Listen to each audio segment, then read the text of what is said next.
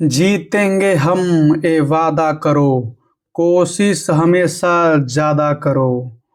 किस्मत भी रूठी है पर हिम्मत ना टूटे, मजबूत इतनी इरादा करो, मजबूत इतनी इरादा करो। जय हिंद साथियों, स्वागत है GS practice hub YouTube channel पे। दोस्तों, आज हम लोग बिहार पुलिस कांस्टेबल और मद्य निषेध के लिए जो एग्जाम होने वाली है उसके लिए प्रैक्टिस सेट अभ्यास करने वाले हैं, जिसको प्रैक्टिस सेट संख्या 8 को हम लोग देखने वाले हैं। ज़्यादा टाइम न लेते हुए प्रश्न पत्र पे चलते हैं। उससे पहले छोटी सी रिक्वेस्ट है, चैनल पे पहली बार आए तो चैनल को सब्सक्राइब करके बेल आइकन को ऑन कर लीजिएगा ताकि नोटिफिकेशन आप तक सबसे पहले पहुंचे। पहला प्रश्न है, ब्रिटिश सरकार के किस गवर्नर जनरल ने सती प्रथा को कानूनी रूप से समाप्त करने का जो राजा राम मोहन राय की मदद किया था? तो यह आपको ए ऑप्शन सही जवाब हो जाएगा, लॉर्ड विलियम बेंटिंक के द्वारा यह किया गया था। ए ऑप्शन आपको इसके लिए सही जवाब है। ध्यान रखिएगा, यह जो बनाया था सती प्रथा को अवैध और दंडनीय बनाया था, नियम बनाया था, और यह 1829 में, ध्यान रखिएगा 1829 में यह बनाया गया था लॉर्ड विलियम बेंटिंक के द्वारा। उन्होंने और दो पॉइंट और याद रखिएगा लॉर्ड विलियम बेंटिंक के बारे में, बंगाल के अंतिम गवर्नर जनरल और भारत के प्रथम गवर्नर जनरल, यह दोनों लॉर्ड विलियम बेंटिंक ही था। उसके बाद में आप आगे देखिए कार्निवालिस के बारे में, कार्निवालिस बी ऑप्शन पे है। कार्निवालिस के बारे में देखिए, इसका कार्यकाल जो है आपको 1786 से लेकर के 1793 तक इसका कार्यकाल है।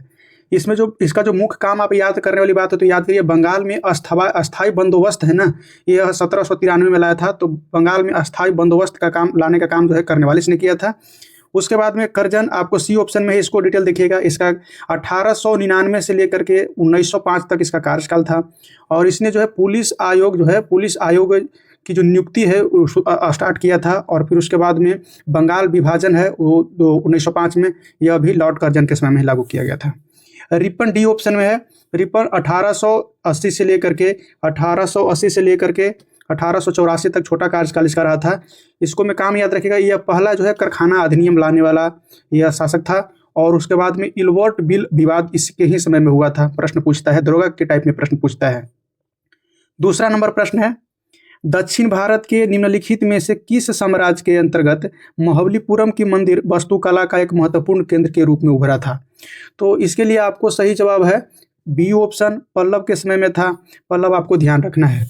पल्लव वंश की याद रखें, पल्लव वंश का जो वास्तविक संस्थापक है आपको सिंह विष्णु के द्वारा वास्तविक संस्थापक माना जाता है पल्लव वंश का।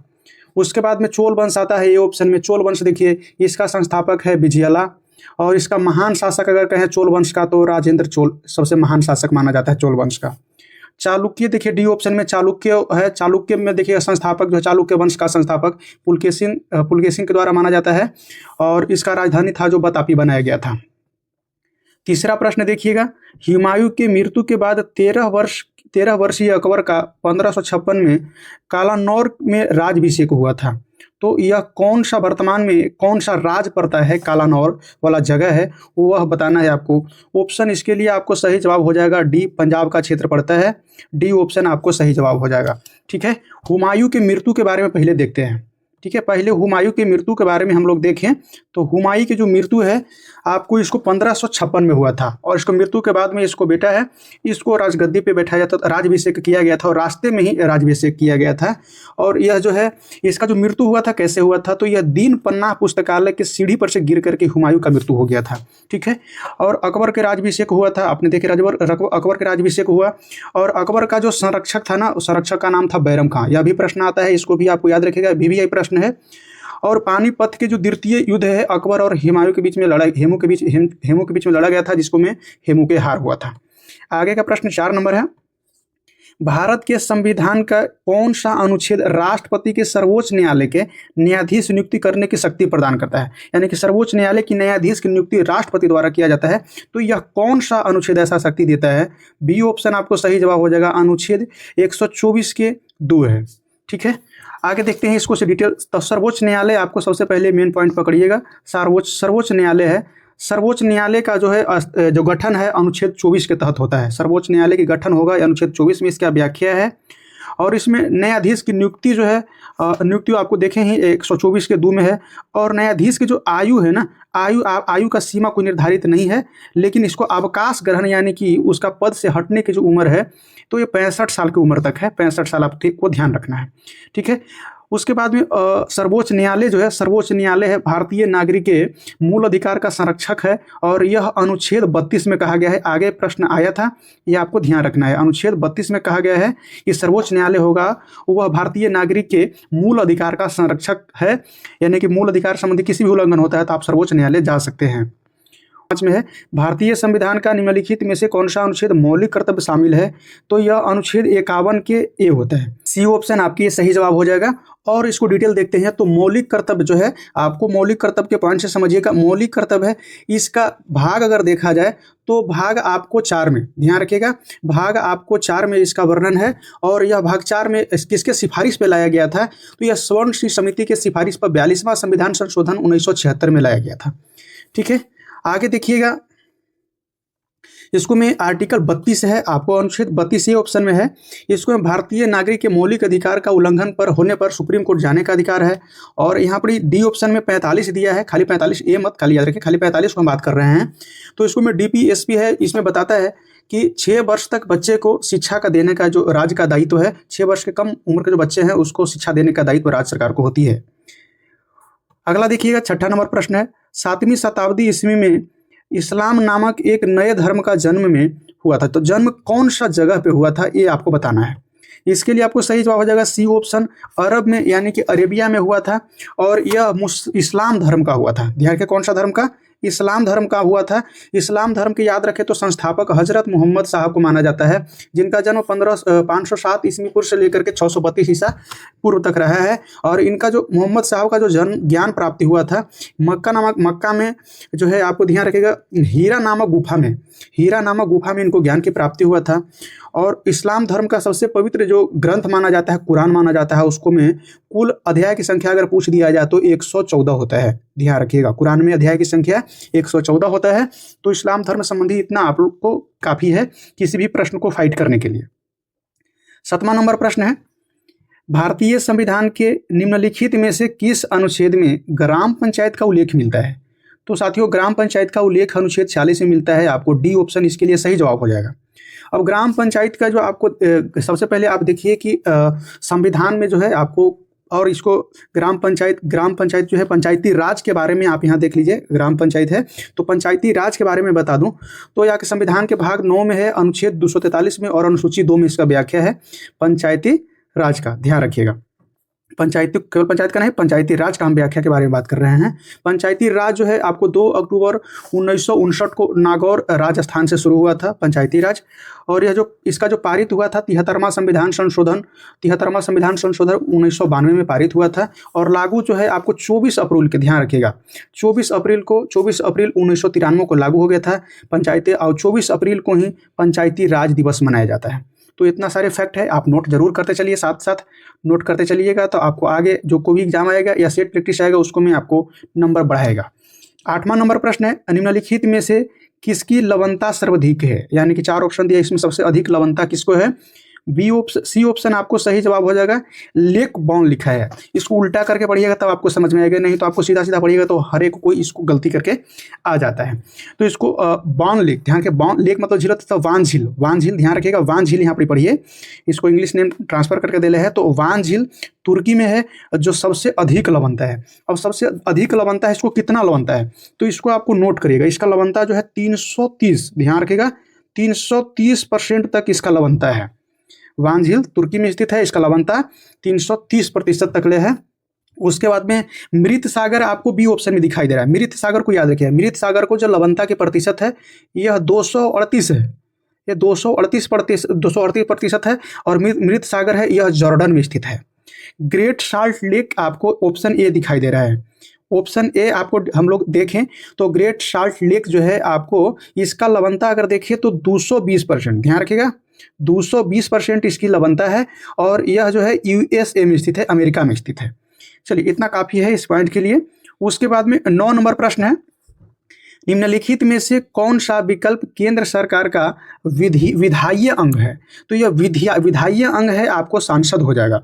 बी ऑप्शन आपको सही जवाब हो जाएगा। सांसद जो है आपको केंद्र सरकार का विधायी अंग है।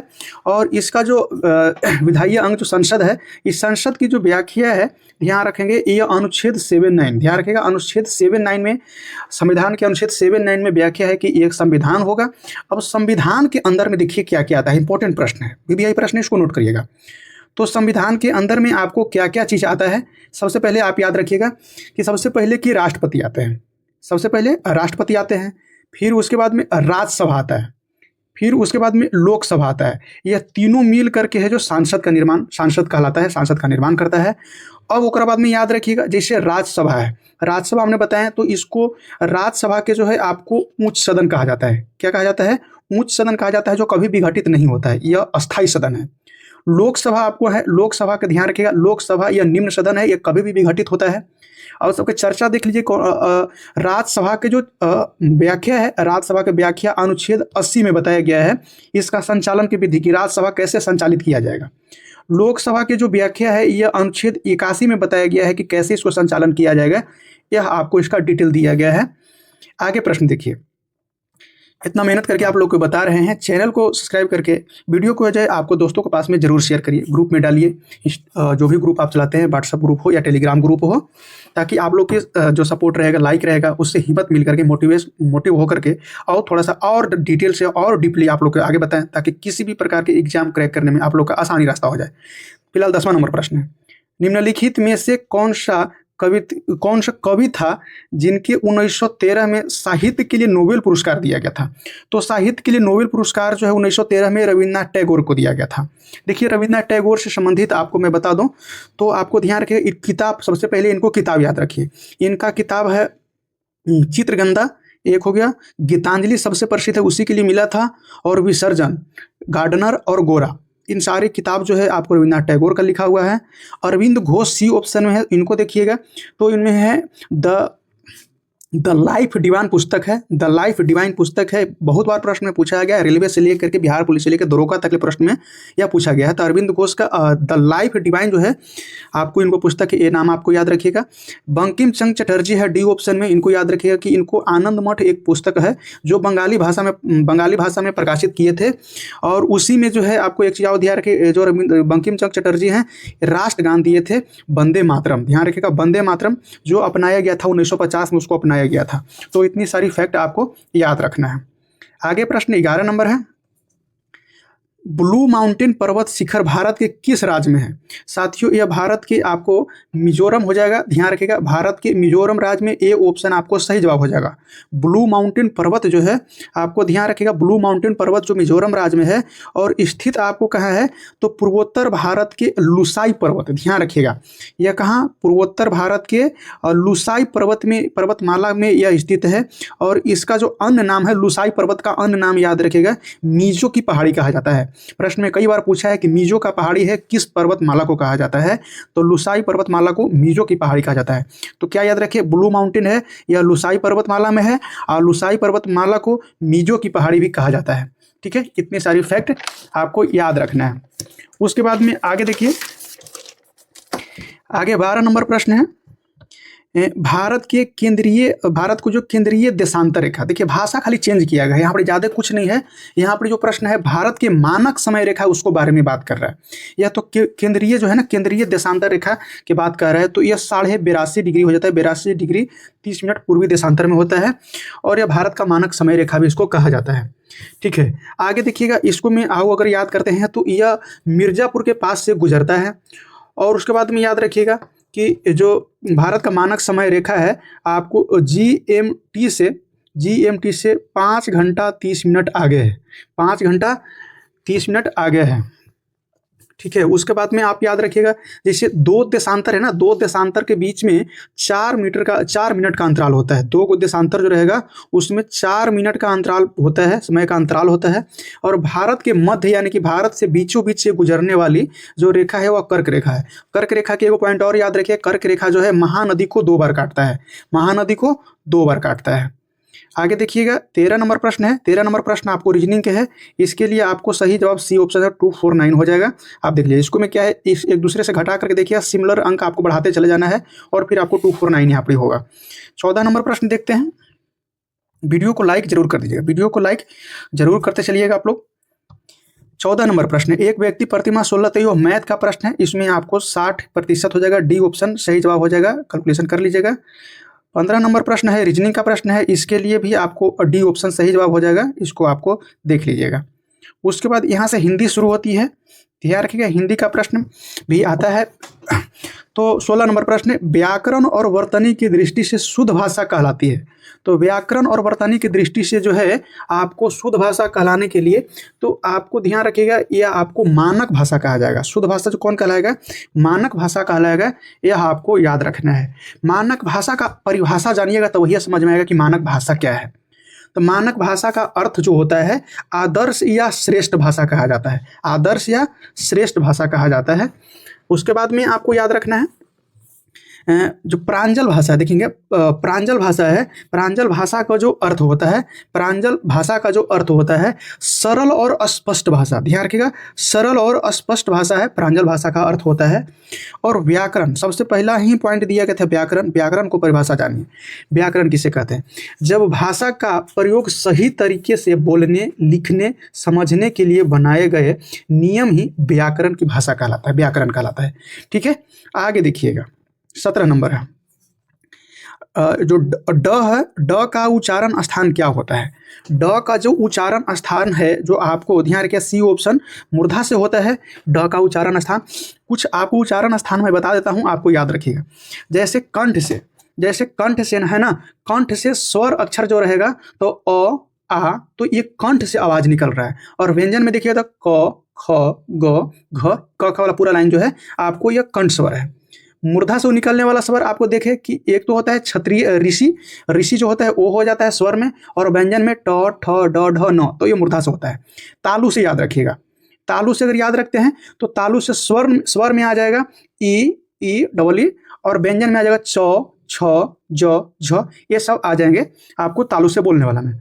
ओठ से देखिएगा, ओठ, ओठ से जो बोलने में ओठ का सहारा लेता हो, वैसा सब जो बोलने में ओठ का सहारा, जैसे उ प फ ब, तो यह जो है ना ऊ जो है आपको स्वर में आ जाएगा और प फ व्यंजन में आ जाएगा। तो आपको जो ओठ से सहारा से बोला जाता है उसको ओष्ठ कहा जाता है। आगे देखिएगा 18 नंबर है, घी कौन सी संज्ञा है। घी जो दिया गया है आपको कौन सी संज्ञा है, तो यह आपको हो जाएगा द्रववाचक। क्या हो जाएगा, द्रववाचक।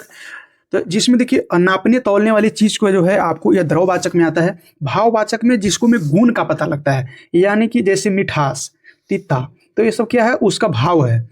व्यक्तिवाचक जिससे किसी व्यक्ति का बोध होता है। जातिवाचक जिससे किसी जाति या समूह का बोध होता है। ठीक है, ये आपको मेन पॉइंट है। 19 नंबर प्रश्न है, किस समास में पहला पद अवयव होता है। तो आपको ध्यान रखिएगा, अवयवी भाव समास जो होगा ना, अवयवी भाव समास होगा उसको में आपको पहला पद जो है अवयव मिलेगा। और पहला पद जो अवयव मिलेगा, ध्यान रखिएगा, पहला पद जो अवयव मिलेगा तो उसको में अवयव भाव समाज में पहला पद अवयव होता है। और समस्त पद जो है क्रिया विशेषण का कार्य बताता है। समस्त पद जो है क्रिया विशेषण का कार्य बताता है। जैसे अनु, आ, भर, यथा, तो इसमें देखिए जैसे में आ से जो है आमरण, तो यह एक जो है आपको ध्यान रखिएगा, यह क्रिया का विशेषण बता रहा है। आजीवन, यह विशेषण बता रहा है, विशेषता बता रहा है।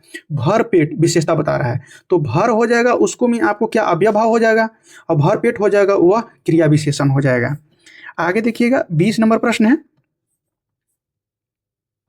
20 नंबर प्रश्न, देखिए बरसात बिल्कुल न होना कहलाता है।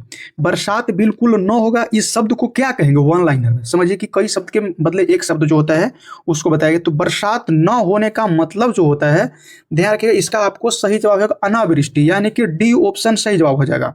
बरसात बिल्कुल न होने यानी कि अनावृष्टि कहलाएगा। बरसात कम होना, देखिए कम बरसात होना, तो कम बरसात का मतलब कि अल्प वृष्टि हो जाएगा। बी वाला जहां ऑप्शन है इसको पर पढ़िए, ध्यान रखिएगा। अल्प वृष्टि का मतलब कि कम बरसात हुआ है। और बरसात बिल्कुल न हुआ है इसका मतलब कि अनावृष्टि है। और देखिए उसके बाद में यहाँ देखिए अत्यधिक बरसात हो ना तो उसको अतिवृष्टि कहते हैं। क्या कहते हैं? अतिवृष्टि कहते हैं। इसको में नहीं दिया गया है तो ध्यान रखें, अतिवृष्टि मतलब कि अत्यधिक वर्षा हुआ है। आगे देखिएगा 21 नंबर प्रश्न साथियों। देखिए 55 खंभे, ध्यान रखें 55 खंभे लाल दीवार किसकी रचना है? जो 55 खंभे लाल दीवार जो रचना है यह किसका है? तो इसके लिए आपको सही जवाब हो जाएगा, ध्यान रखिएगा, बी ऑप्शन सही जवाब आपको हो जाएगा। बी ऑप्शन इस प्रश्न के लिए सही जवाब हो जाएगा। उषा प्रिया वंदना को है, बी ऑप्शन आपको सही जवाब हो जाएगा। उसके बाद में 22 नंबर प्रश्न देखिए, अंजुमन हंस रही थी, अंजुमन हंस रही थी, इस वाक्य में सार्थक क्रिया का रूपांतरण किस में हुआ है? सार्थक क्रिया है ना, इसका रूपांतरण अंजुमन हंसती है, इसमें आपको रूपांतरण हो गया है। ए ऑप्शन आपको सही जवाब हो जाएगा। उसके बाद में 23 नंबर प्रश्न है, बिना वेतन के काम करने वाले वाक्यांश के लिए उचित शब्द क्या होगा? यानी कि बिना वेतन के लिए काम करने वालों को उचित शब्द क्या होगा, यानी कि अनेक शब्द के लिए एक शब्द क्या होगा? इसके लिए आपको सही जवाब हो जाएगा अवैतनिक। ध्यान रखिएगा क्या हो जाएगा? अवैतनिक, यानी कि डी ऑप्शन सही जवाब हो जाएगा। डी ऑप्शन सही जवाब हो जाएगा। उसके बाद में आगे देखिए 24 नंबर है। 24 नंबर है, पृथ्वी की सतह से पलायन वेग कितना लगभग में होता है? लगभग में पलायन वेग आपको बताना है। बी ऑप्शन याद कर लीजिएगा, बहुत बार प्रश्न में पूछा गया है और यह VBI प्रश्न है, कई सारे प्रश्न में आगे भी पूछे जाएंगे और पूछा गया है। लगभग में सभी प्रकार के एग्जाम में पूछा गया है, रिपीटेड प्रश्न है, इसको आपको भूलना ही नहीं चाहिए। ठीक है, तो आपको पृथ्वी का पलायन वेग आपने देख लिया 11.2 किलोमीटर प्रति सेकेंड है। अब अगर प्रश्न बजाने के लिए दरोगा टाइप के प्रश्न में क्या दे देगा कि इसको किलोमीटर में बताइए, तो किलोमीटर में आपको याद रखना है 40/320। 40, ध्यान रखिएगा 40/320 किलोमीटर में दे देगा तो कितना? 40/320 किलोमीटर आपको याद रखना है। ठीक है, किलोमीटर प्रति घंटा प्रति आवर हो जाएगा। चंद्रमा का पलायन वेग याद रख लीजिएगा, हो सकता है आगे वाला आने वाला में पूछ दे। चंद्रमा का पलायन वेग है, आपको ध्यान रखिएगा, यह 2.4 किलोमीटर प्रति सेकेंड। तो ये ध्यान रखिएगा 2.38 से लेकर के 2.4 किलोमीटर प्रति सेकेंड तक होता है। तो ये आपको दोनों में से जो ऑप्शन दे देंगे आप उसको याद रखिएगा। 25 नंबर है, लेंज का नियम किसके संरक्षण के सिद्धांत का परिमाण है? तो यह जो परिमाण है ऊर्जा संरक्षण के लिए जो है लेंज का नियम कार्य करता है, ये आपको ध्यान रखना है। नेक्स्ट प्रश्न हम लोग देखते हैं, 26 नंबर है। 26 नंबर है, स्तंभ ए में दिए गए जो प्रकाशीय यंत्र है, स्तंभ बी में दिए गए उसका कार्य को मिलान करना है। यंत्र दिया गया है और उसका कार्य दिया गया है, उसको मिलान करना है। मिलान एकदम बहुत सिंपल है, कम से कम इसको में 1 से 2 को भी आपको याद रहेगा तो आपको मिलान करना आसान हो जाएगा, आसानी से मिलान कर लीजिएगा। जैसे में आप देखिए, जैसे है आपको माइक्रोस्कोप छोटी वस्तुओं का आवर्धित यानी कि बड़ा करके देखने में काम करता है। छोटे छोटे जो चीज़ है उसको बड़ा आवर्धित करके बड़ा दिखाता है। उसके बाद में आप देखिएगा, जैसे है एक है स्पेक्ट्रोमीटर, जो है आपको प्रकाश के स्पेक्ट्रम का विश्लेषण करता है, यानी कि प्रकाश में छोटे छोटे कण होता है उसको डिवाइड करके देखने का काम करता है। उसके बाद में आप देख लीजिए, यहीं से आप मिलाइएगा तो इतने से आपको समझ में आ जाएगा कि कौन ऑप्शन सही होने वाला है। उसके बाद में दूसरा के देखिएगा, दूसरा में आपको दिखाई दे रहा है, पहला के लिए देखिए पेरिस्कोप जो है, पेरिस्कोप है, आपको ध्यान रखेंगे पेरिस्कोप आपको अवरोधक वस्तुओं को, ध्यान रखेंगे पेरिस्कोप जो है आपको अवरोधक वस्तुओं को पार वस्तु दिखाई देने के लिए, अवरोधक के पार वस्तु को दिखाई देने, अवरोधक है उसको भी पार देखने के लिए पेरिस्कोप का उपयोग किया जाता है। ठीक है, उसे आपको देख लीजिएगा, इतने में आपको कन्फर्म हो जाएगा, ये ऑप्शन आपको सही जवाब है। उसके बाद में 27 नंबर प्रश्न है, निम्नलिखित में से कौन सा एक जो है ये जो बफर बिलियन, ध्यान रखेंगे बफर बिलियन का उदाहरण होगा। बफर बिलियन का उदाहरण आपको सी ऑप्शन टिक कर लीजिएगा, सी ऑप्शन आपको सही जवाब हो जाएगा। 28 नंबर प्रश्न है, तापमान बढ़ने पर किसी अर्धचालक का चालकता पर क्या प्रभाव पड़ने वाला है? घटेगा, बढ़ेगा, अपरिवर्तित रहेगा या पहले बढ़ेगा फिर घटेगा? सही जवाब हो जाएगा आपको बी ऑप्शन। अर्धचालक को ताप अगर गर्म करिएगा तो उसको चालकता है वो बढ़ जाता है। ठीक है, आगे देखिएगा 29 नंबर है, संरक्षण को रोकने के लिए, संक्षरण, संक्षरण मतलब कि जंग लगना होता है, संक्षरण को रोकने के लिए लोहा पर जिंक का परत चढ़ाने की जो प्रक्रिया है उसको क्या कहते हैं? तो जिंक चढ़ाने की जो प्रक्रिया है उसको गैल्वेनाइजेशन कहते हैं, या तो फिर हिंदी शब्द देगा यशदलोपन कहते हैं, यशदलोपन कहते हैं। बी ऑप्शन आपको सही जवाब हो जाएगा इस प्रश्न के लिए। अब उसके बाद में आपको ध्यान रखना है, यशदलोपन जो है आपको लोहा या स्टील पर जिंक या जस्ता का परत चढ़ाया जाता है। इसको कहीं कहीं जस्तीकरण भी दे देगा, कहीं आपको गैल्वेनाइजेशन दिया है, कहीं जस्तीकरण दे देगा। तो ध्यान रखना, जस्तीकरण तो आपको लोहा या स्टील पे जिंक का परत चढ़ाया जाता है, उसको जस्तीकरण भी कहा जाता है, गैल्वेनाइजेशन भी कहा जाता है। ठीक है, और उसको गैल्वेनाइजेशन के दो विधियां हैं, दो विधियां देखिए, एक है कि गर्म डुबकी विधि, गर्म करके उसको डुबो करके निकाल दिया जाए, एक विधि हो गया। और दूसरा विधि जो है आपको है इलेक्ट्रोड विधि द्वारा, इलेक्ट्रोड विधि द्वारा जो है विद्युत धारा का उपयोग करके उसको परत चढ़ाया जाता है। इतना आपको ध्यान रखिएगा। आगे है 30 नंबर प्रश्न साथियों। देखिए फायरवॉल है ना, फायरवॉल, यह मुख्य उद्देश्य क्या है? फायरवॉल का मुख्य उद्देश्य जो है आपको इसको ध्यान रखिए, यह कंप्यूटर से संबंधित प्रश्न है। कंप्यूटर से संबंधित प्रश्न भी आपको दो गो पूछे जाएंगे, दो गो प्रश्न पूछे जाएंगे। इसके लिए आपको ध्यान रखिएगा सी ऑप्शन सही जवाब हो जाएगा। ये जो अनाधिकृत पहुंच से रोकने के लिए, अनाधिकृत मतलब कि जैसे वायरस हो गया या फिर नेटवर्क में कोई और बीच में जो ब्रीच करके डेटा चुराने वाला काम करता है, उसको रोकने का ही काम करता है। मुख्य उद्देश्य इसका ये है, ध्यान रखिएगा। उसके बाद में देखिएगा 31 नंबर प्रश्न है, RAM का पूर्ण रूप, यानी कि RAM का फुल फॉर्म क्या होगा? बहुत ईजी है, रैंडम एक्सेस मेमोरी होता है, रैंडम एक्सेस मेमोरी होता है। ध्यान रखना, इसमें कंप्यूटर का जो संचालन जितना भी एप्लीकेशन होता है, एप्लीकेशन को इंस्टेंट वर्क करने के लिए यह काम करता है, यह डेटा का उपयोग करते रहता है। ठीक है, आगे की प्रश्न है 32 नंबर। 32 नंबर में है, भारत के पहले मानव युक्त अंतरिक्ष मिशन गगनयान के लिए प्रक्षेपण यान का उपयोग का योजना कौन सा है? यानी गगनयान का जो प्रक्षेपण होगा उसको में उपयोग करने का योजना है, तो उसके में आपको योग करेंगे GSLV Mk3 का यूज करने की योजना है। अब यह ध्यान रखना है। अब उसके बाद में आपको देखिएगा GSLV का आपको फुल फॉर्म सबसे पहले आपको जानना है, तो ध्यान रखेंगे जियो सिंक्रोनिक, ध्यान रखेगा G for Jio synchronic satellite launch vehicle होता है। ठीक है, और एम के मतलब के मार्क होता है, एम के मतलब मार्क होता है, मार्क 3 का प्रयोग करने वाला है। उसके बाद में गगनयान जो है, गगनयान इसरो का यह एक मिशन है। इसका उद्देश्य है कि अंतरिक्ष यात्री को पृथ्वी की निचली कक्ष में भेजना और वहां से सुरक्षित वापस लाना, इसका उद्देश्य है। PSL भी आपको दिखाई दे रहा है ए ऑप्शन में, इसका फुल फॉर्म जानेंगे, पोलर सैटेलाइट लॉन्च व्हीकल होता है। और यह जो होता है पृथ्वी के अवलोकन या रिमोट सेंसिंग, यानी कि हल्का जो उपग्रह है, हल्का चीज़ उसको यह प्रक्षेपण करने में यह काम आता है। उसके बाद में SSL भी है, तो यह स्मॉल सैटेलाइट लॉन्च व्हीकल इसका फुल फॉर्म है। और इसका जो छोटा छोटा उपग्रह होता है उसको लॉन्च, इसका लिमिट जो है ना, यानी कि 500 kg जो है ना, 500 kg तक ले सैटेलाइट को यह लॉन्च करता है। ठीक है, आगे की प्रश्न देखिए 33 नंबर है। 33 नंबर में है, मानव शरीर के सबसे छोटी हड्डी कहाँ पाया जाता है? मानव शरीर के सबसे छोटी हड्डी जो है आपको स्टेपिज कान में पाया जाता है, ये आपको ध्यान रखना है। और सबसे बड़ी हड्डी फीमर जांघ की होता है। कल वाले सेट में आपको सेट नंबर 7 में आया हुआ था, वो आप देखिएगा तो समझ में आ जाएगा। 34 नंबर है, कौन सा नदी पश्चिम की ओर नहीं बहती है? देखिए कौन सा नदी जो है पश्चिम की ओर नहीं बहती है? पश्चिम की ओर नहीं बहने वाली नदी की दृष्टि में अगर देखें तो आपको इसके लिए ताप्ती हो जाएगा। ध्यान रखना, सी ऑप्शन आपके सही जवाब हो जाएगा। ताप्ती है जो पश्चिम की ओर नहीं बहने वाली नदी है। अब आपको याद रखना है कि आगे ऐसा ना छूट पाए, तो उसके लिए याद है पश्चिम की ओर बहने वाली कुल नदियां को याद कर लीजिए।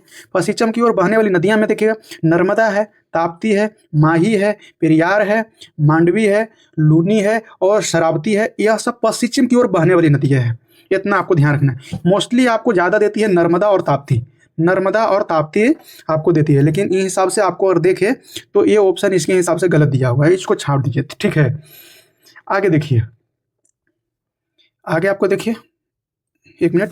फिर उसके बाद में पश्चिम की ओर बहने वाली नदियां का जो है, हाँ अलग पॉइंट को देखिए, पश्चिम की ओर बहने वाली जो नदियां हैं वो हमेशा एस्चुरी बनाते हैं। और गोदावरी, देखिए गोदावरी जो है ना आपको दिया गया है, गोदावरी बी ऑप्शन में। गोदावरी जो है आपको दक्षिण का गंगा के नाम से भी जाना जाता है, और इसका सहायक नदी भी याद रखिए, सहायक नदी इसका पूछता है गोदावरी का सहायक नदी जो हो जाएगा आपको पुण्य हो जाएगा, फिर वर्धा हो जाएगा, पेनगंगा और वेनगंगा। तो ज़्यादा ऑप्शन में पेनगंगा और वेनगंगा को देता है, जो किसका सहायक नदी है ये पूछने के लिए। आगे देखिएगा 35 नंबर प्रश्न है। 35 नंबर प्रश्न है, 35 नंबर में है किलेरू झील किस राज्य में अवस्थित है। किलेरू झील जो है आपको आंध्र प्रदेश में स्थित है, यह आपको ध्यान रखना है। आगे देखिए 36 नंबर प्रश्न है, भारत की इलेक्ट्रॉनिक राजधानी के रूप में जाना जाता है। इलेक्ट्रॉनिक मतलब कि आपको बेंगलुरु को सिलिकॉन के नाम जाना जाता है। बी ऑप्शन सही जवाब हो जाएगा, इलेक्ट्रॉनिक राजधानी के रूप में यहाँ जाना जाता है बेंगलुरु को। 37 नंबर प्रश्न है, कौन सा परमाणु ऊर्जा जो केंद्र पूर्णतः है भारत द्वारा निर्मित है। तो यह कौन सा परमाणु केंद्र है, ध्यान रखिएगा। तो इसके लिए आपको सही जवाब हो जाएगा ना, ध्यान रखिएगा, कल्पक्कम हो जाएगा, सी ऑप्शन। 37 नंबर प्रश्न के लिए सी ऑप्शन सही जवाब हो जाएगा। उसके बाद में 38 नंबर प्रश्न है, गद्दर पार्टी का संबंध निम्नलिखित में से सही तथ्य कौन सा है।